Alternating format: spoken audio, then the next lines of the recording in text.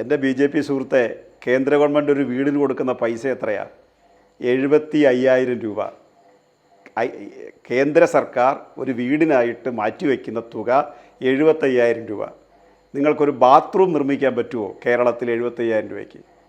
കേരളത്തിൽ ചെറിയൊരു ശതമാനം ആൾക്ക് മാത്രമാണ് ഈ 75,000 രൂപയിൽ കിട്ടുന്നത്. പക്ഷേ ആ 75,000 രൂപ നിങ്ങൾ തരുമ്പോൾ ചെയ്യേണ്ടുന്നൊരു കാര്യം എന്താണെന്നറിയാമോ? ആ വീടിൻ്റെ മുമ്പിൽ നരേന്ദ്രമോദി ഈ വീടിൻ്റെ ഐശ്വര്യം എന്ന് എഴുതി വെക്കണം.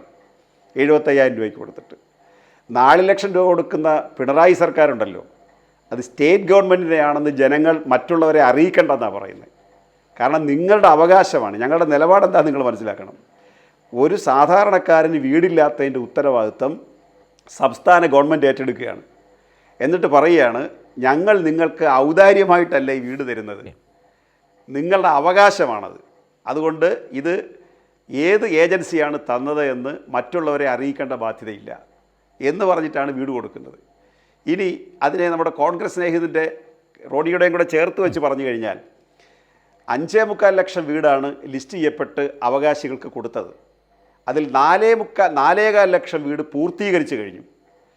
ബാക്കിയുള്ള വീടുകളാണ് ഘട്ടം ഘട്ടമായിട്ട് ഈ ഗഡുക്കൾ കൊടുക്കുന്നത്.